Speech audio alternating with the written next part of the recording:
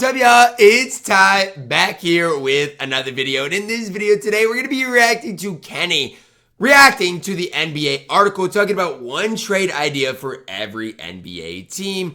And I'm interested to see for every team what these trade ideas are, whether I like them, whether I don't like them, because everybody has their own opinion on specific teams. For example, should team A, trade up and try to, move their future ahead, or should they remain patient and build their future? Everybody has their own opinions on these. Shout out to Kenny, though. The link to this video and his channel will be down below in the description. Zach Buckley over at BR put together an article, one new trade idea for every team. Yeah, I know I'm the king of player movement over here on YouTube, so I wanted to react to it. Super excited for this offseason, though, because we have like Jimmy Butler rumors, Garland / Jared Allen rumors, whoever, just Cavs. The Cavs, man. What are the Bulls going to do is always a huge question. Man, nobody cares about the Bulls, Kenny. Nobody cares. The 76ers got all of this money. The Orlando Magic have all this money. There could what potentially be some big things happening. Do? So, though most of these trades are probably going to be unrealistic, I still just love thinking about the thought process. I wonder what the Timberwolves are. Obviously, the first one, Hawks, Trae Young makes sense. DeJounte would make sense too. About the thought process,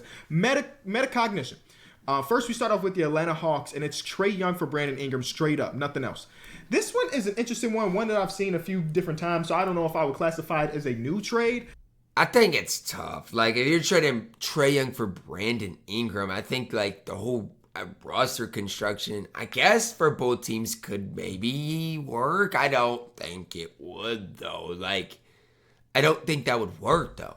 I think Trae Young might be a little bit more valuable than Brandon Ingram on the last year of his deal. Maybe I'm in the minority. I did see another report that said a lot of teams would rather I think Trae would be more valuable. Have DeJounte Murray than Trae Young. If like the Timberwolves were to trade, I'd rather have DeJounte Murray. Same thing, like if the Lakers wanted one of them, they should rather have DeJounte Murray. Just because he's a two-way player. So 1-for-1 swap, if I'm Atlanta, I feel kind of icky about it. Because Trae Young is that good. And it's just so happened that, I don't know, his teams haven't been really successful since that one run. Next one we have is the Trae Young did have a really special run, though. For sure, he did. The Celtics trading for who? Jaden Springer, the 30th overall pick in this year's draft. Okay? Like, okay? For Torrey Craig. Sign me up, Torrey. Love you. But you can go to Boston and go compete. We'll take Jaden Springer, I guess, mostly for that draft pick. The last time the Bulls... Torrey Craig probably would help Boston, though. 30th overall pick, we drafted Jimmy Butler. I don't know if there's a Jimmy Butler in this draft class.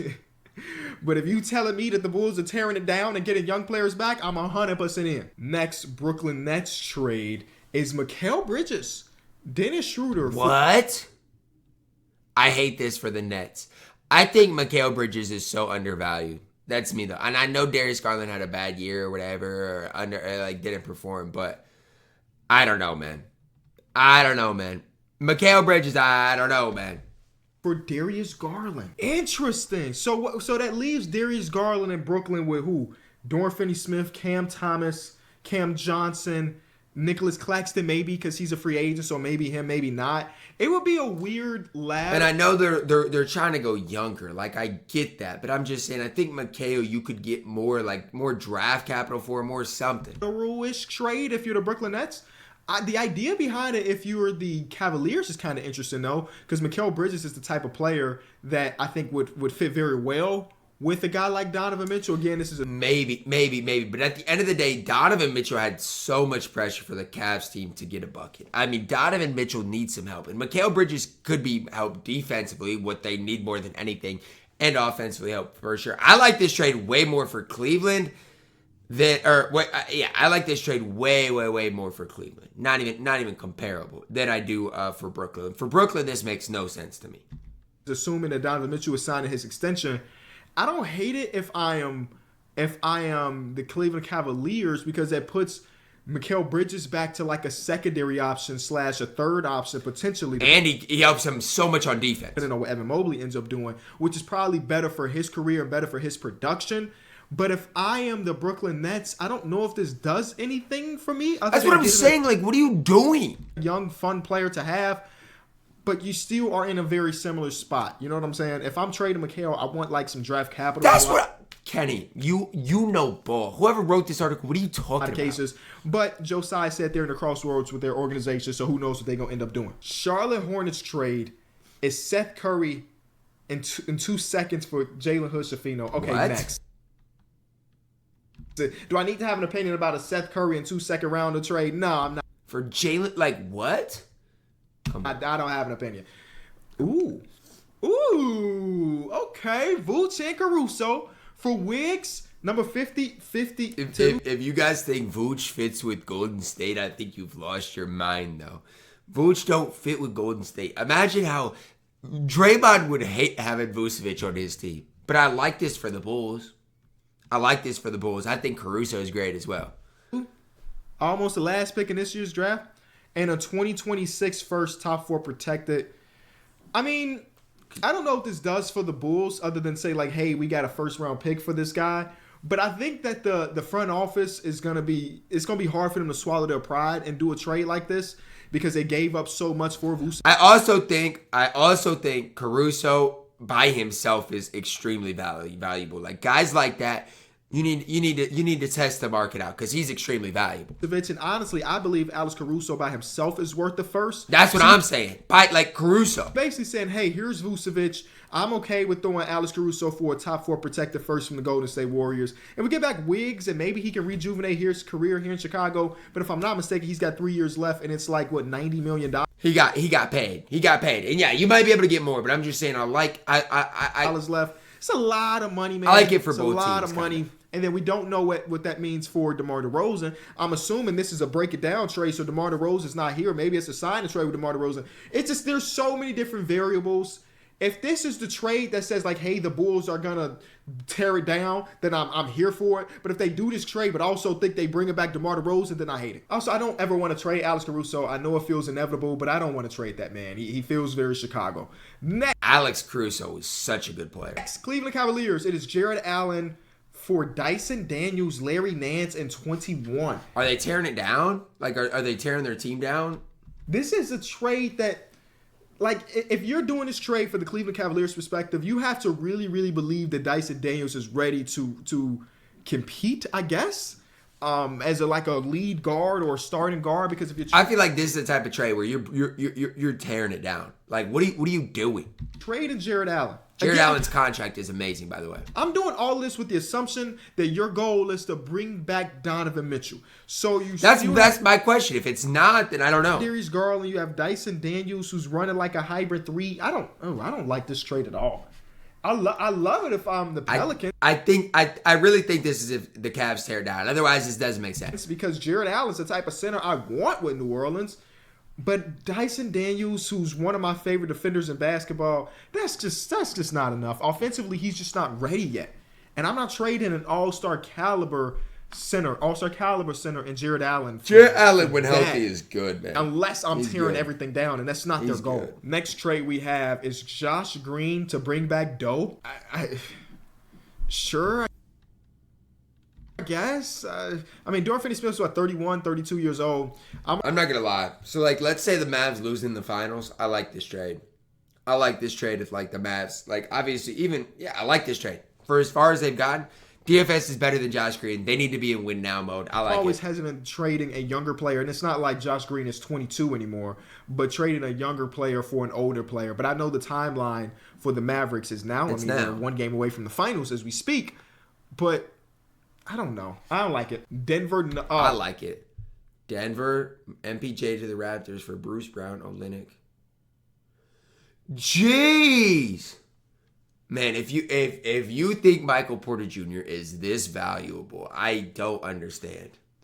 The Michael Porter Jr. hype needs to be studied, bro. People overvalue that man way too much. If the Nuggets can get this, trade him in a heartbeat. I don't care. People are going to be, they need to run it back. I agree. But if you can get this much for him, trade him. Like, basically, pick number 31 is nearly a first-round pick. It's like first pick in the second round. Plus a future 2020 first pick via Indiana. Now, the 2026 first-round pick is probably going to be late in the first round, but still, what? Oh, man. MPJ to the Toronto Raptors for Bruce Brown, Kelly Olynyk, number 31, and a 2026 first-rounder from Indy. So one of the picks you got back from Pascal, you send off. And the way Indiana is probably going to look over the next couple of years, that pick is probably not going to be a lot in the lottery. Who knows? I mean, we're talking 2 years down the line. Anything can really happen. But this would again be another general manager have to swallow his pride, because they said in Denver, Calvin Booth said that once Bruce Brown ended up in Indiana, all these teams want Bruce Brown. Little do they know, we got Peyton Watson, who's bigger, who's faster, who's better defensively. He's a better playmaker. So he would have to be like, you know what, Bruce, my fault. I ain't mean to throw that dirt on your name, and come back to the team. But I was about to say, like, come on, man. Like, Bruce Brown is so much better than a lot of their bench pieces. I'm just saying, let's be honest. I genuinely think MPJ is just so hit or miss. He's a great player, don't get it twisted, but this is a big package. I also think that if you are making a trade for the Denver Nuggets, this as a depth piece, because this is where the idea comes from, right? The Denver Nuggets didn't have any bench production throughout their run. Correct. Bruce Brown and Kelly Olynyk could potentially be that. Kelly Olynyk would be the best center in the Jokic era, like 100%. The real Jokic era that you can actually trust. And he's a playmaker, too. I'm not saying you want to run all your offense for him, but he can make some plays. But, I mean, it gives them another opportunity to draft. But Mike Malone has been very adamant about not really liking younger players and how they're not ready. And that's why we see Julian Strother, Pickett, even Zeke Naji. I mean, the list. Christian Brown is the only young player on the roster that they really like trust. So Christian Brown is going to have a 31st overall pick. Another dude they might have to try to incorporate. I don't love this at all. Also, if you're Toronto, like, if it's just these pieces, you're like, yeah, Michael Porter Jr. But now you're saying we got to give up a first-round pick from 2 years from now, even though it's not. And a pick 31. That has some value. I'm just saying Michael Porter Jr. should not be this valuable. Our first-round pick is one of our prized possessions from the Pascal trade. I'm not a big fan of this one on both sides, honestly. But it did get the wheels spinning. And when I'm doing these videos and reacting to these articles, I really just want the wheels to be spinning and try to think about the perspective of everything. And it did that for me, so thank you. Detroit basketball. Okay, so Isaiah Stewart, Q Grimes. The only good thing Detroit has going on is that the Detroit basketball, that's it. Fifth pick for Kuzma. So this is really saying we won 14. How many games did they win this season? Man, if you give up the number 5 pick for Kyle Kuzma, you've lost your mind. You've lost your mind. You've lost your mind. Kyle Kuzma is not a winning player right now. Like, I mean, I don't know, man. I'm not hating on Kyle Kuzma, but like, this is not going to move the needle. The Pistons stink. The 14 games for Kyle Kuzma. Because that's basically what this is. Quentin Grimes, he needs to rejuvenate his career. He was bad in New York, then he was worse with the Pistons in his little bit of time. Isaiah Stewart is just like, I mean, he's part of the future, it's but the number nobody 5 in Detroit pick. is like, oh, he's untouchable. That's what you're giving up. I honestly feel like, given this draft, and me not being a big draft guy, I guess I'm just going on other people's opinions. The 5th overall pick is not as valuable this year as it would have been last year, the year before that. So this might be pretty solid value for Kyle Kuzma, but it would be hard to convince your fan base to do this trade. You know what I mean? For Kuz. Even though, again, I think this might be good value for Kyle Kuzma. It's just, optically, it would look bad to trade the 5th overall pick after losing or winning 14 games for Kyle Kuzma. Absolutely. Bring it back to you might be a maybe playing game? No, this is horrible. Detroit. I'm sorry, into Michigan. So that's kind of cool story. But that just doesn't do enough for you, I don't think. And Kuzma, because he decided he didn't want to go to the Boston or the Dallas Mavericks a few months ago. And he wants to go wait to get traded to a team that's going to compete. He might take the first flight out of Detroit the moment his contract is up. And the way the Wizards are running things, they actually asked Kyle Kuzma, would you like to get traded here? He'll mess around and say, no, don't send me to Detroit. And then this trade dies down immediately. The Golden State Warriors see Wiggins get traded for Kelly Olynyk and Jalen McDaniels. This would just be Toronto getting the whole Team Canada together. I'm confused at the move for the Warriors. Like, this is a trade for the Warriors, and I'm confused. There's just the whole Team Canada together, which would be funny. But I don't think it answers the questions. Oh, wait, you be trading away Kelly Olynyk, though. Hell of a trade. Houston, that makes no sense for the Warriors at all. Dylan Brooks, Tari Eason, number 3. Okay, now we might be cooking. Like, this trade might be cooking. This one might be cooking. Depends what you think of Jeremy Grant, but this might be cooking. For Jeremy in 14. If I am the Portland Trailblazers, I am very intrigued by this trade. Because Tari Eason was injured this season. I think I'm taking this if I'm the Trailblazers. 100%. But I also think for the Rockets are starting to turn that corner. They're tough. So maybe the stock is down on Tari. Tari can hoop. He can flat out hoop. He's an offensive rebounding machine. We saw him put the ball on the floor more and more, even again, small sample size because he was injured this season. So you try telling me Jeremy Grant, who, let's be real, we like Jeremy Grant here in Portland, but he's not a part of the long-term future. We can turn that into Tari Eason and a number 3 overall pick, and we also have our own first-round pick too? I love this trade if I am Portland. If I am Houston, this is the type of trade I think Houston's going to be interested in doing. Again, they're trying. I'm telling you, like I think this trade is legit. To ramp up their timeline, and with all of the forwards over there, maybe they believe Tari Eason is the odd man out. Again, I wouldn't do that if I'm Houston. And Dylan Brooks kind of rejuvenated his career, and not that he had a bad. Like, let's be real, the whole him going to China thing that happened after the playoffs was just Twitter. Memphis did not want him though. But he had a really good season. He helped change the identity over there. So it'd be kind of weird to convince your fans you're trading 3 and a young Tari Eason and a guy who we found out Jeremy Grant's on the good. team for Jeremy Grant, who's really good. Don't get me wrong, but he's not changing this organization. I mean, he might help us have a playoff push. But he's not changing this organization, and he's guaranteed a lot of money over the next couple of years. Indiana Pacers, Jairus You always got to think about the money part of it too. Ajax for Alex Caruso. If I'm being honest with you, if this trade happened in real life, I would be sad about it. But I would welcome Jairus Walker with open arms. He was one of my favorite prospects in this draft class. Again, I don't watch much college basketball, so me saying he was... This is a needle mover for the Pacers too. Like, Caruso moves the needle. One of my favorites was based on the interview I did with him. So, and that don't really mean anything. And Ajax would just be a different monster compared to Vooch, a different type of guy, a live threat, a better defensive player. So I would be very interested in this trade. Because it does make sense. If you're going to bring back Obi Toppin and you're going to bring back Pascal Siakam, when will you ever have room for Jairus Walker to blossom? Maybe you're saying that that's why we're not bringing back Obi or whatever. But send Jairus to Chicago. We'll even for Caruso, like the Indiana Pacers are deep right now. They're a deep team. I mean, just think, Mathurin gets healthy. Like, on his growth, let's be real. Next trade, the Clippers are trading Bones Highland for Seth Curry. Okay, there's no comments to be had on the Seth Curry trade. No disrespect to Seth Curry. You know what I'm saying? I got a signed hat of yours. Seth Curry in his prime he's still a sharpshooter. He but I just don't have an opinion about bottom of the rotation role players. Let him know, Kenny. Let him know they should be out the league. Let him know. Mock Forte. What is this? Okay, all right. Austin Reeves, Rui Hachimura, Jared Vanderbilt, Jalen Hood-Schifino, 2 first-round picks for Jimmy Butler and Thomas Bryant. Man, the Lakers have lost their mind. The Lakers have lost their mind. They've lost their mind. They've lost their mind. Jimmy Butler, LeBron James, and Anthony Davis together. The top end talent would be so very phenomenal. But what does that do with the rest of the team? D'Angelo Russell's not in the trade. So, okay, D'Angelo Russell's on the team. Just what they need. D'Lo with those guys. I mean, what are we doing?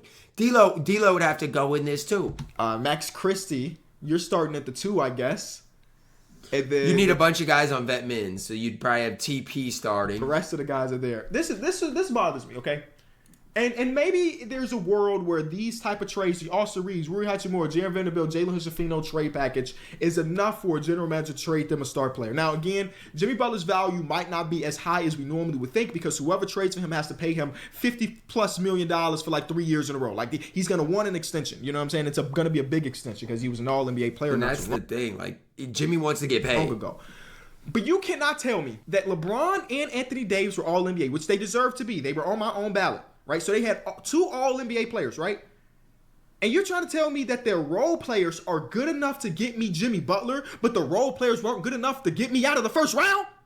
Come on, man. I'm sorry. I can't do this one. He's low-key spitting. I mean, Austin Reeves is a good piece. He's a good piece. Jalen Hood-Schifino is okay. And then you get 2 picks. You never know how they're going to pan out. But, I mean, I don't know. Like, this trade just seems so far-fetched. But that would be kind of interesting to see them play together. The space, it would just be god-ass awful. But the talent is the talent. I do worry about Jimmy Butler's health now that he's hitting his mid-30s. But if I say that, oh my God. Year scared me a little bit. You should be worried about the Jimmy it. Butler trade. I'm assuming that this is not going to be the only Jimmy Butler trade we see in the rest of this article. Memphis Grizzlies trade Brandon Clark, John Conchar, Zaire Williams at 39 for John Collins. I do not like this for Memphis at all. Those guys all are good in their roles. I do not like this at all. Has John Collins rejuvenated his value? Because that's what when I'm he was saying. Traded from Atlanta, it was for a bucket of balls. It was, and now you're giving up a bunch of young guys. Here's Rudy Gay. That was it. And now you're telling me we can get Zaire. It's not like act like Zaire Williams is this stud, but maybe a change of scenery. Young Conchar's a good. Give us this for Vucevic, please. We'll take it in a heartbeat. Bring John Conchar, Illinois' very own. Bring him back. I mean, I guess this trade makes sense for the Jazz. If I'm trading these contracts away, I want somebody maybe a little bit better than John Collins. But the lobs between him and John Morant could be kind of fun. It would be a fun team to watch, I guess. The Miami Heat see Duncan Robinson at 15 for Keldon Johnson. So Keldon does feel like the odd man out of that team. So you telling me he does. I like Vassell. I mean, he does. But I mean, we can get a 15th overall pick in this year's draft. We already got 4. I think we got 8 as well. Now we got 15, so we incorporate 3 different rookies here. Keldon in a winning situation could be tough. I mean, maybe. Duncan Robinson as a shooter with Wemby would be kind of cool. This is one of those trades where if I am the Miami Heat, I'm probably a little bit interested. But Duncan just rejuvenized his career where he went from, a 8-point-per-game player to like 14 or something, and he's Duncan Robinson is just all he was out completely. Over, man. Keldon is just he's one of those players that I don't have a personal opinion about just yet, because I feel like there's times where I'm really excited to watch him play and he looks good, and there's other times I need to see him in a winning situation. Forget he's on the court. And then last year he didn't shoot the ball well like he did the year before that. So it's kind of one of them trades. He's cooked by Wolves before, both teams though. Saying sure, and I could also see both teams saying no way in hell. The Bucks trading Bobby Portis. Just not happening. It's just not happening. Bobby Portis, Ajax, and for Gary Payton II, Moses Moody, 52, and another second. No. I don't think this trade does anything for either of these two teams, if I'm being honest with you. That's a hard pass on both sides. I don't even know what the rationalization will be. Yeah, no thanks. Whoa, a Nas Reed trade. Hold on. I'm about to end this video. Is this guy that made this article, does he need help? I was legitimately expecting the Karl-Anthony Towns trade. I won't lie to you. Nas Reed to the Pelicans for Dyson Daniels and Jordan Hawkins. What? So I understand the Minnesota trades will probably be with the idea that we're a very expensive team, so we're trading one of our top dudes for some dudes. And Nas Reed, he's getting paid like $15 million, but Dyson Daniels and Jordan Hawkins, I know they're 2 young players, but it's like maybe they find their way in the rotation. Maybe. I don't know how I feel about those guys though. I genuinely don't. I like Dyson. He's a great defender. I get that. And Hawkins he's gonna grow with a bigger role. Maybe I don't mind this that much, but then it's like, who's in your front court with your bench unit? Then you've got to figure that out as well. Who's making way less money so we can balance out our salary cap book. But Dyson Daniels or Jordan Hawkins for the 6th man of the year. Again, Jordan Hawkins is one of my guys, another one of my favorites from this draft class. He's a born shooter that could be useful in Minnesota. But this is just, you cannot, after 1,000 people got Nas Reed tattoos. And yeah, that's what I'm saying. Nas he's loved in Minnesota. So you can't do this. You can't. You cannot convince your I don't fans. mind this package, genuinely, if you're a front office GM, but you can't do it. You're trading him away for that. And honestly, I know I say stuff like that a lot, but that's a real thing in front offices. No, for sure. It's not just about did we win the trade. It's like the perspective of the trade immediately matters. Some teams are okay with knowing that people are not going to like their trade.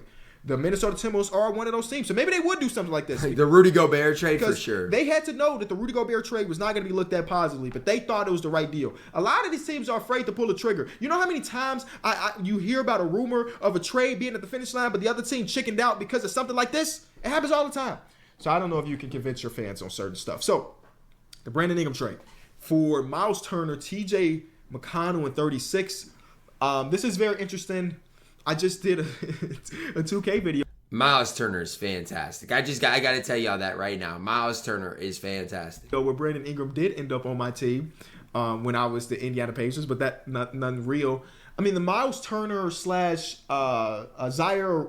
Williamson Front court is like a match made in heaven, but what does that mean for the Pacers front court? Are we saying Isaiah Jackson is our starting center now? Now that changed our whole offense because he's not the shooter that Miles Turner is, but Brandon Ingram comes in and he's immediately like you form a Do the Pacers need him though? Pacers got a ton of offense, man. pseudo big three. I mean, it's not like when I think about big threes, I'm thinking Bron.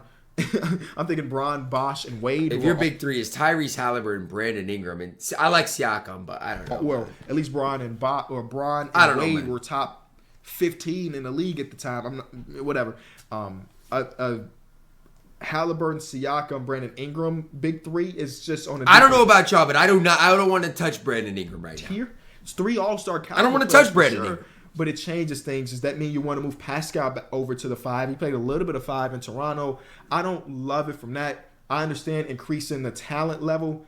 You have to re-sign Brandon Ingram too. That's another one of those things. But Miles being the longest tenure Pacer, trading him away after a conference finals run where he was phenomenal. Miles is great. That last game or He's two, valuable. But he was phenomenal the whole playoff run. And say, all right, Miles, take you and all your Legos to New Orleans now. Just be weird. Not a shot at Lego, by the way. Plus, TJ McConnell's a winning player, by the way. He was in that trade as well. Building Lego is really cool.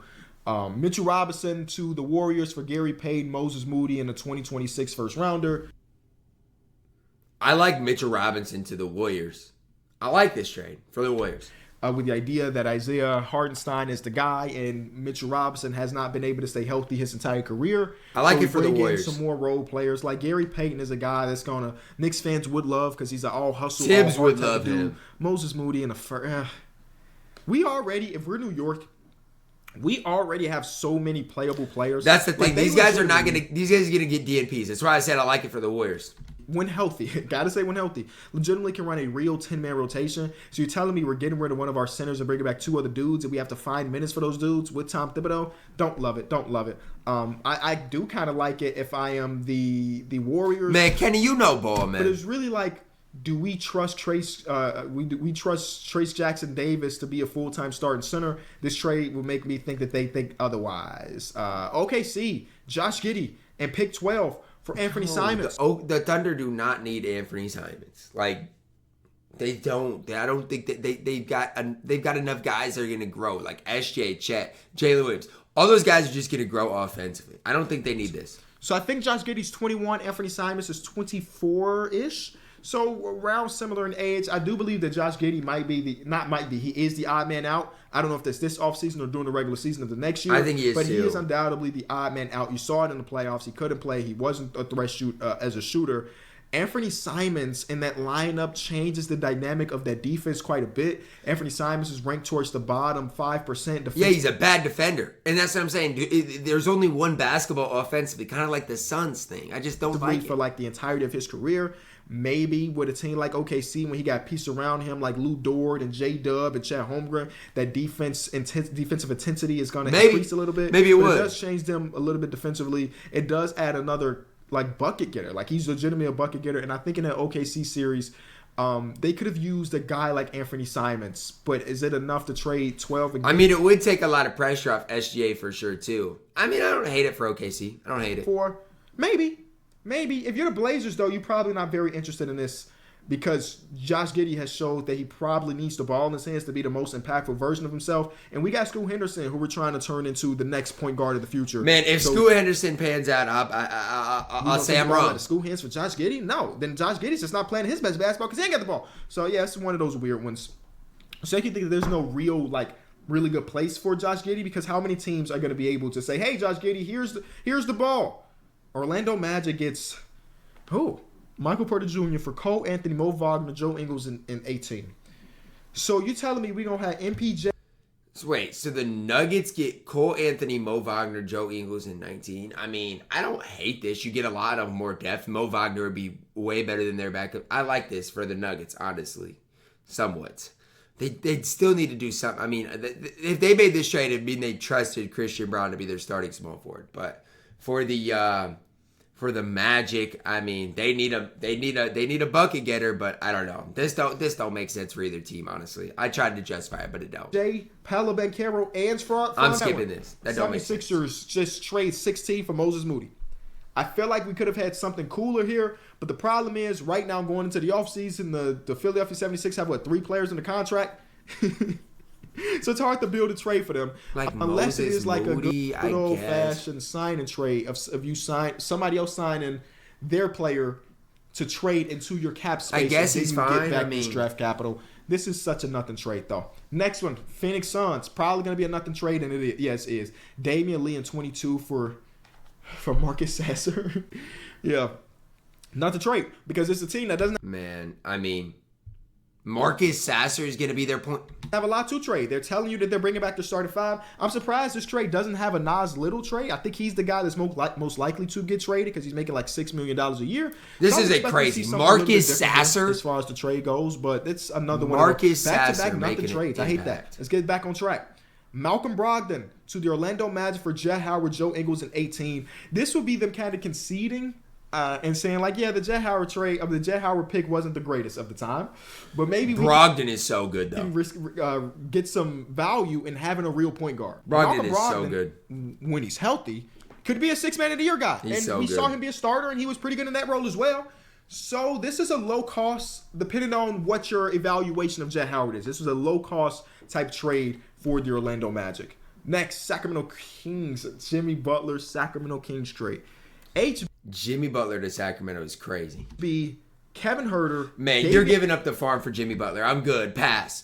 I don't understand why we're giving up literally the farm for Jimmy Butler, who is 95 years old. Like, no. What are we doing? I'm not listening to this. Involved, I'm not really interested in. Thank you. That's all I'm doing a hard reset, and I don't see them trading Bam Adebayo. So, no. Like, you don't like it from the Heat side. Forget it. I don't like it for the King side. Thank you. Spurs, Keldon Johnson, Malachi Branham. Oh, my God. Keldon Johnson, Malachi Branham, Zach Collins, Blake Wesley, the 4th overall pick, the 8th overall pick, a 2025 first, a 2027 first for Devin Booker. Whoa. So this will be like, a hard reset. Or do you say that we're doing all of this and keeping Kevin Durant? I genuinely don't know what these trades are. We're giving up the farm for these guys. Because I don't think Kevin is going to be happy about this. If you're thinking, okay, this is just under the hypothetical that the Suns say, you know what, this is a bad idea. We want to recoup some of our assets. It's not a terrible trade package. You're getting a lot. We're going to do this and keep Kevin Durant on the table. What the hell are we doing? We might as well just keep Devin Booker around. 4th overall pick in this draft class could be somebody that's great eventually, but not projected. So, you know what I'm saying? And because of that's why I kind of like it from the Spurs perspective. Like, yeah, we were just in the lottery for 3 straight seasons. But, I mean, you got to realize the 2025 and 2027 are via Atlanta. Do you think the Hawks are going to be good those years? I don't. We got Wemby. We got Jeremy. You know, we got Devin Vassell, who I don't think he was a lottery pick, but he was on the cusp at least. Now we bring in Book. That lineup be kind of cool. Spurs would be fun. Yeah, I would like this from the Spurs. D-Book in San Antonio might be the leading scorer in the league. Give up for sure. But we have Victor Wembanyama. And these aren't even our own first-round picks. Oh, my God. Don't give it away. Give it away. Heartbeat. Because we still have our own first. These are Atlanta's picks. We don't really give a damn. These are Atlanta's picks. What do you mean you don't care? Atlanta's going to stink. You sign me up from the Spurs. I might do that in 2K later. I can't lie. That's a trade that I might do that in 2K. Man. Right now. Hell? Wow. Let's do it. The Toronto Raptors. Bruce Brown for Wiggs. Just, again, another trade. They're just trying to get him back to Canada. Like, what? Where you get another Canadian to come to Canada. I don't hate it, I guess. Wiggins' contract is going to turn off a lot of people, and I understand that. But once you start playing at home, you just play differently. Andrew Wiggins in Toronto would play good. Worse. He would. It's a lot of pressure. Another John Collins trade. It's John Collins 29 and 32 for Duncan and Caleb Martin. I just don't understand why for the Jazz. Why? I just don't have an opinion about John Collins anymore. I didn't watch as much Utah Jazz as I probably should. John Collins is just mid. What's the last trade here? Like, John Collins is genuinely mid. Jared Allen. Interesting. Kuz, 26 for Jared Allen.